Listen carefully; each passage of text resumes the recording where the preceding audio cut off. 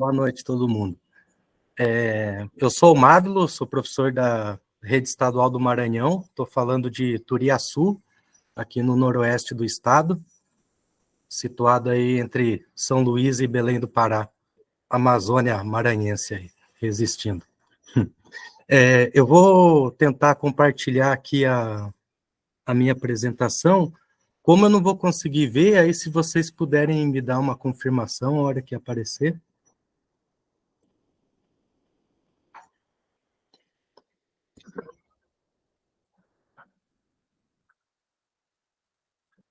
Apareceu?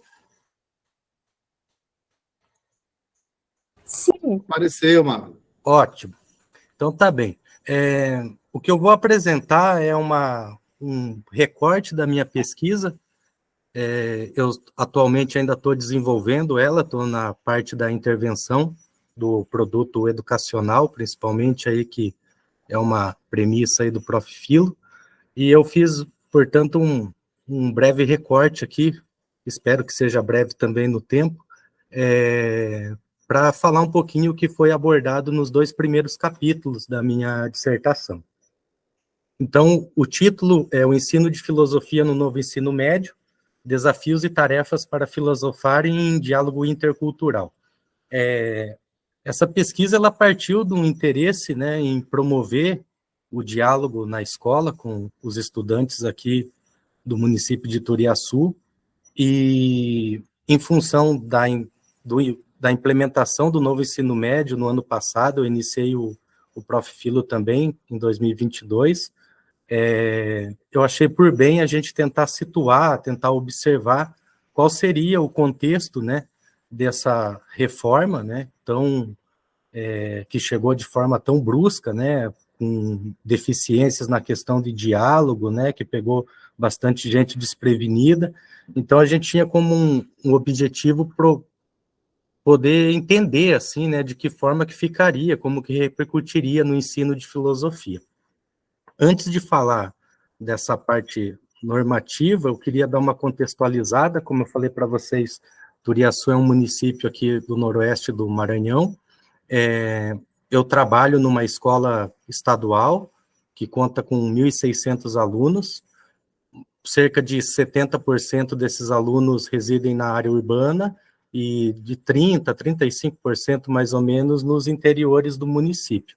Vale destacar que, embora Turiaçu seja uma cidade não tão pequena, né, tem quase 40 mil habitantes, mas só tem essa unidade que oferece o ensino médio na cidade. Então, a gente tem problemas estruturais, como lotação, e acredito que é uma realidade de muitas escolas, e principalmente do interior.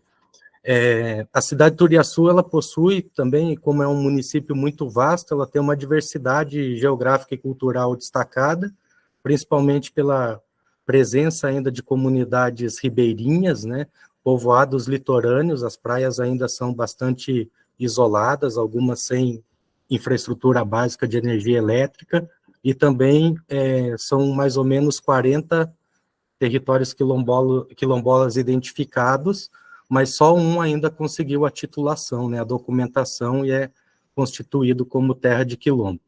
Então, o confronto com essa realidade, fazem 7 anos que eu vivo aqui, sempre me despertou o interesse em tentar fazer uma abordagem, né, de modo a poder contemplar essa diversidade.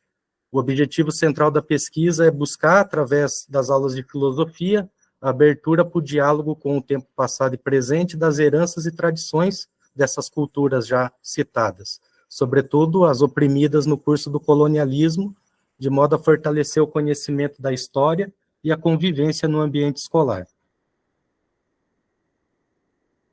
O contexto de ensino de filosofia na BNCC e no DCTMA, que é o documento curricular do território do Maranhão, ele parte, então, né, é o primeiro capítulo da minha dissertação, que é uma pesquisa documental, para tentar buscar, identificar, né, qual seria, ou qual está acontecendo hoje, qual é o espaço, o lugar da filosofia nesse chamado novo ensino médio. Então, é um capítulo que ainda está sendo construído, né, em vista das atualizações mais recentes também, que até o professor Zé Renato questionou no início hoje do nosso encontro. Então, tem uma certa dificuldade em se pesquisar algo que está acontecendo, mas desde o início da pesquisa a gente teve essa perspectiva, né, de tentar entender, mesmo dentro desse processo de movimento, de mudança, a gente poder tentar situar a filosofia em vista a tentar reconhecer um espaço, tentar pensar possibilidades, mesmo diante de um cenário tão complexo.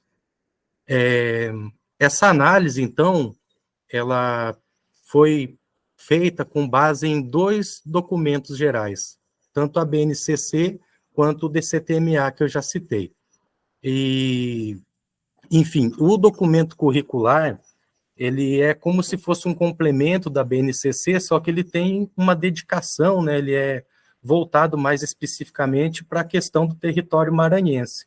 E, de acordo com esse documento, o objetivo da educação, né, para o Maranhão é valorizar a diversidade sociocultural que moldou a história do Maranhão e seu povo, destacando a identidade local como base para a construção desse currículo. Então, quando a gente assume essa perspectiva, fica evidente, né, que o documento expressa esse objetivo, né, essa necessidade de tentar entender essa diversidade que até o amigo que apresentou anteriormente deve conhecer, né, quando a gente fala do estado do Maranhão, do encontro de culturas e também em vista às dificuldades, né, que ele também mencionou, pode mencionar brevemente. A partir desse enfoque, então, da análise dos 2 documentos, a pesquisa possibilitou o levantamento de algumas considerações. Essas considerações, elas têm, vocês devem estar acompanhando, né, elas têm tomado bastante espaço hoje nas discussões, nas pesquisas sobre o ensino de filosofia, uma vez que a não obrigatoriedade mais do componente, né, alarmou bastante os professores e estudantes. Então, dentro desse universo de pesquisa, a gente tem em comum aqui alguns impactos que são levantados costumeiramente nas pesquisas sobre políticas educacionais atuais, como a participação das organizações multilaterais e empresariais na formulação e na implementação da reforma. Então, no caso do Maranhão, mais especificamente, a gente teve no processo de implementação o Itaú BBA, né, que promoveu, de certa forma, as reuniões, os encontros e formações com gestores, que é só um exemplo do que tem ocorrido. Ainda a gente conseguiu identificar que o próprio CONSED, né, que é o Conselho dos Secretários de Educação, ao qual até os representantes do MEC se reuniram ontem, né, para tratar essa questão do NEM, eles sofrem forte influência, né, de lobistas do capital financeiro que estão por trás dessas reformas. Então a gente pôde identificar algumas dessas organizações e de que modo elas agiram nesse processo de implementação. Outro problema, um outro conflito, que também é bastante debatido, é o esvaziamento de componentes vinculados às ciências humanas, em detrimento de componentes chamados diversificados. Então, o novo ensino médio trouxe uma gama de outros componentes, né, chamados diversos, diversificados, parte flexível, né, várias nomenclaturas, cada entidade, cada unidade de federação costuma atribuir um nome também para essa parte, e esses componentes, vamos dizer assim, absorveram boa parte, né, dos conteúdos, nem tanto, mas eu digo do próprio espaço, né, da carga horária destinada principalmente às disciplinas de ciências humanas. Um outro problema que a gente identificou foi essa falsa ideia de protagonismo dos estudantes nas escolhas dessa parte diversificada em forma dos itinerários formativos, uma vez que as escolas, principalmente do interior e no estado do Maranhão, têm uma deficiência muito grande na oferta de todos os itinerários. Então, alguns alunos participam hoje de aprofundamentos pré-IF, que são disciplinas dessa parte diversificada, aos quais eles não escolheram, não queriam instalar, não têm desejo de se aprofundar em áreas que estão, de certa forma, como se fossem obrigados por falta de opção. Então, um dos grandes motes desse novo ensino médio é essa questão de protagonismo, mas ele não ocorre de fato. Para que isso ocorresse, talvez precisaria de uma reestruturação em termos físicos mesmo, materiais nas escolas, o que está sendo bem distante, né, da realidade.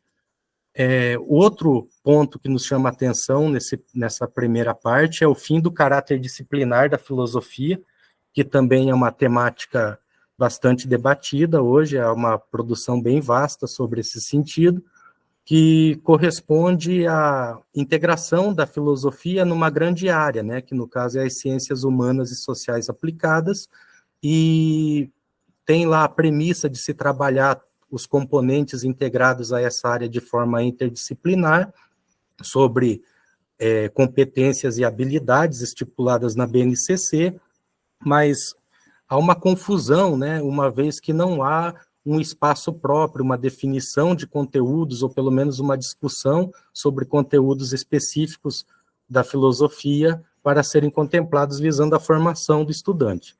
E, sobretudo, talvez o que é o problema maior que vem sendo debatido, corresponde à não obrigatoriedade da filosofia, uma vez que ela se torna optativa, né? Cabe a cada estado, cada município decidir como ela vai ser aplicada.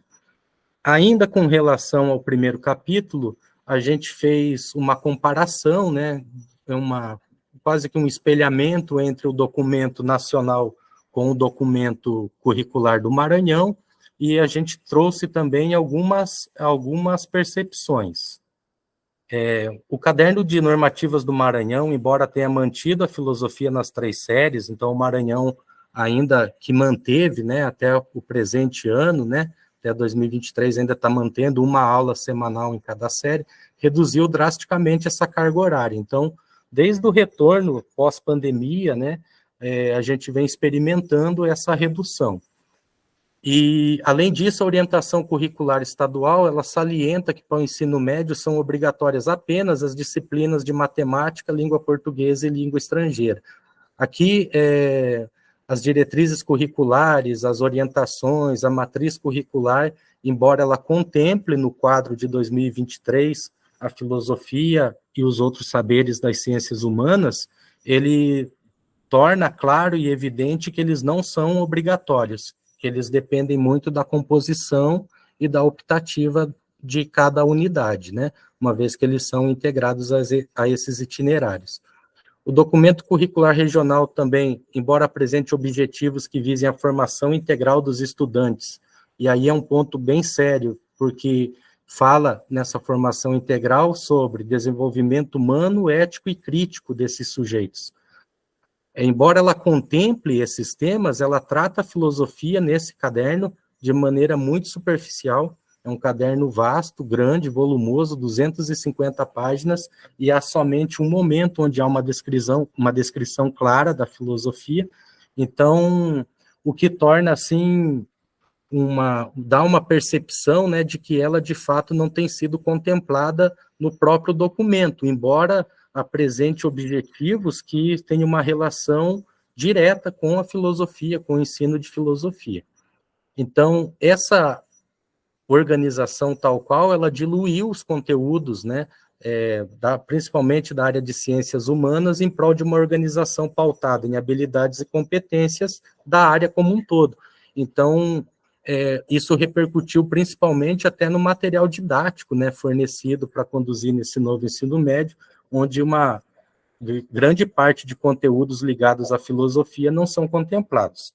E acho que também um ponto que nos chamou bastante atenção durante a pesquisa foi a questão da carga horária, porque o Maranhão, de certa forma, ele faz uma espécie de manobra nesse sentido, porque se vocês observarem aqui pela leitura, a área de ciências humanas, eu não quis trazer uma tabela, faltou um tempo aqui para uma organização, mas para a área de ciências humanas, hoje, os alunos têm 960... a carga horária da parte diversificada hoje corresponde a 960 horas que os alunos frequentam no primeiro e segundo ano, que são eletivas, pré-IF, aprofundamento, tutoria, todas essas matérias já conhecidas, né, que foram apresentadas no novo modelo. e isso corresponde ao dobro de todo o conteúdo de ciências humanas, né, e sociais aplicadas que eles terão nas 3 séries, e corresponde ao triplo do que é oferecido para os alunos de primeiro e segundo ano, né? Então, sobre aquela premissa de que seria uma parte mais reduzida, existem possibilidades, como a gente vê aqui, deles conseguirem inserir mais horas nesse quadro, o que repercute diretamente numa ameaça e a preservação da carga horária dedicada para os outros componentes. Quais seriam, portanto, os desafios, né, e o que nos levou dessa observação? Em face a estas e outras considerações da análise das 2 normativas, da BNCC e do DCTMA, a pesquisa aponta que a narrativa expressada no documento curricular do Maranhão, no que tange a formação integral dos estudantes, ela torna-se comprometida, à medida que a área de ciências humanas e sociais aplicadas, especialmente a filosofia, tem enfrentado inúmeras dificuldades de continuidade e ampliação na nova configuração curricular. Ao que eu me refiro aqui? Quais objetivos são esses, né? Ela diz que a área de ciências humanas, através do documento curricular, são elementos norteadores para a área de formação ética, ideias e práticas de justiça, de solidariedade, de autonomia, liberdade de pensamento e de escolha, reconhecimento das diferenças, respeito aos direitos humanos e à interculturalidade, além do combate ao racismo nos mais diversos desdobramentos. Outro aspecto a considerar sobre a área... Oi, perdão. Se você pudesse ser um pouco breve, que seu tempo está terminando. Tá bom, eu vou dar uma adiantada aqui. Então, um outro aspecto a considerar é o desenvolvimento de capacidade de observação, memória e abstração. Quando se coloca esses objetivos, em função da formação integral dos alunos, a gente vê que, embora haja narrativa, isso não vem ocorrendo de fato, não está tendo essa possibilidade. E aí, para tentar passar da forma mais breve, o que a gente pensou foi, em face a esse cenário, tentar, de certa forma, ocupar os espaços, né? Porque se esses componentes, essas disciplinas novas, elas teriam condição de abrigar, de certa forma, a filosofia, que a gente ocupasse esses espaços nas eletivas, nos aprofundamentos e tudo mais. E aí, o que foi pensado como fundamentação para isso, que eu vou tentar ser o mais breve possível, foi um referencial teórico num filósofo cubano, que se chama Raul Forné Bettencourt, ao qual ele aplica, né, uma tarefa chamada tarefa intercultural para a filosofia, que seria de um diálogo em contexto com as múltiplas realidades, com a diversidade, com as dificuldades vivenciadas nos contextos, né, e de forma a tentar implantar um método onde haja uma crítica, né, ao próprio sentido da filosofia da forma eurocêntrica tradicional e uma filosofia que se abra ao diálogo com o outro, né, com essas vozes que geralmente não falam, né, que são afetadas hoje em dia, como é o caso aqui do município, por questões de discriminação e tudo mais, quando a gente se refere principalmente aos povos quilombolas. E aí aqui apresento mais ou menos uma síntese do pensamento do Forné Bettencourt, que é a reaprendizagem do pensar desde as diversas vozes, né? Ele cita principalmente a questão dos povos originários e a questão dos povos afrodescendentes, que constituem basicamente o território, né? Uma diversidade maior na realidade latino-americana. Eu vou avançar aqui por causa do tempo. Gabriele, se eu estiver muito fora também, eu posso interromper, tá bom? E, assim, só para a gente entender um pouco algumas concepções, o Forné Bettencourt, ele entende que a cultura não pode ser entendida como ilhas isoladas, né? Que o campo cultural, ele emerge para todos os indivíduos em função dos conflitos vivenciados, né? Das ideias de superação desses indivíduos, e aí que se constitui, e a tarefa da interculturalidade é reorientar os rumos da filosofia em vista a corrigir os prejuízos decorrentes de uma visão e expansão de um logos da modernidade europeia, né? Do eu conquisto, do eu que pensa, do outro que não pensa, né? É como se fosse essas assimetrias que se constituíssem e que a filosofia, por vezes, na própria academia, acaba assimilando sem crítica. Como que esse projeto seria implementado nas escolas, né? A introdução desse diálogo intercultural? Ela tem uma presunção que os professores... Por favor. A gente vai ter que passar mesmo, porque nós temos mais uma última apresentação em Tudo vídeo, bem. e daí vai Se me contando a permite, discussão. se me permite um minuto só para concluir. Então, a proposta intercultural do Fornet Bittencourt, ele traz em consideração, então, uma reaprendizagem de pensar o ensino de filosofia, baseado, então, na própria crítica desse sentido, onde a escola passaria a tratar, né, ou você desenvolver com os estudantes, mais do que a repetição, do que a transmissão dos conteúdos, abrir uma possibilidade de diálogo, transformando conceitos, transformando os próprios dados da história da filosofia como um campo aberto, né, de opiniões, novas formulações e tudo mais. Tinha bastante coisa aqui, mas eu vou encerrar, tá bom? E desculpa.